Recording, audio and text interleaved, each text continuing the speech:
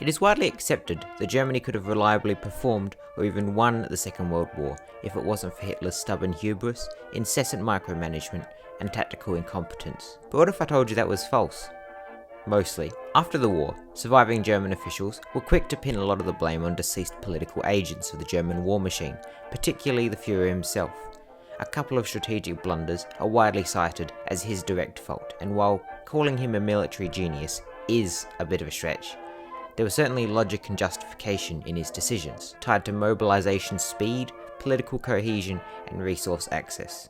While he did make catastrophic mistakes later, his early war decisions, particularly his rearmament strategies, production priorities, and his doctrine policies, were often responsible for early German successes. As both his physical and mental health declined across the duration of the war, he naturally began to make more oversights and miscalculations. Germany lacked the industrial capacity for a long war. Hitler tried to avoid prolonged engagements by seeking quick operations that would prevent an attrition scenario Germany couldn't win. Germany viewed the USSR as the only remaining credible threat capable of matching its industrial strength in the European theatre at the time of the invasion.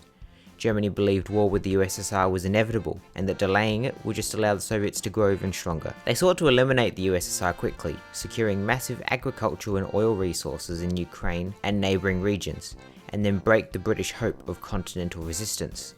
Again, due to Germany's disadvantage in an attrition-based conflict, this was a resource security imperative that tied to their long-term survival.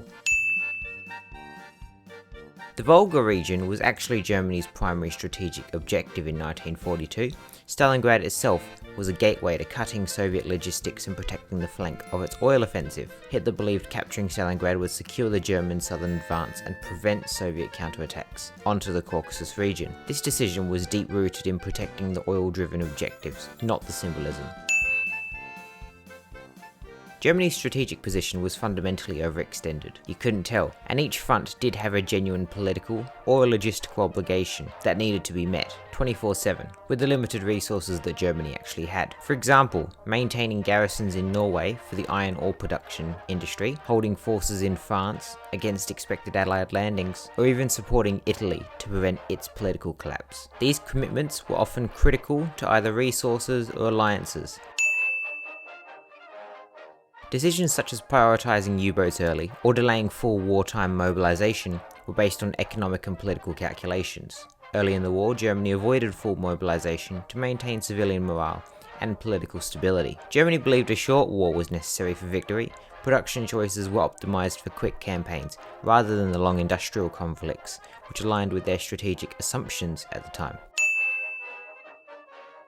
Japan has some similar notorious strategic myths. Japan believed it had no strategic alternative. Japan faced a rapidly tightening American economic blockade, especially the 1941 oil embargo.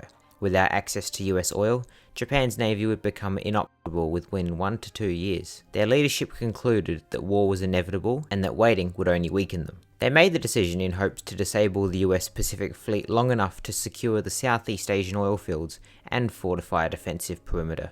Their objective wasn't to defeat the US in a total war, but to make the war costly enough that the US would accept the negotiated settlement. In that context, a sudden disabling strike on the Pacific Fleet might have appeared tactically necessary. They miscalculated based on recent global patterns, so Japan had seen European empires quite quickly collapse in Asia, and believed the US public had little desire for a prolonged naval war. They expected the US to behave like other colonial powers had done, cut their losses and negotiate, but they were wrong. Staying in China without securing the resources would have guaranteed defeat. The Sino-Japanese War was draining Japan's reserves.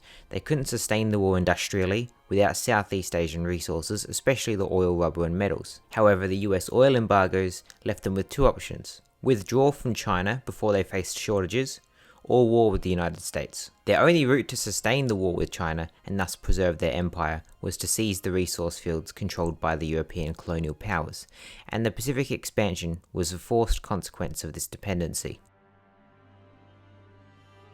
The Axis powers did not lose because they were strategically incompetent. Many of their decisions were logical within the context of their goals, capabilities, and the information available at the time. I hope this has been interesting, and thank you for watching.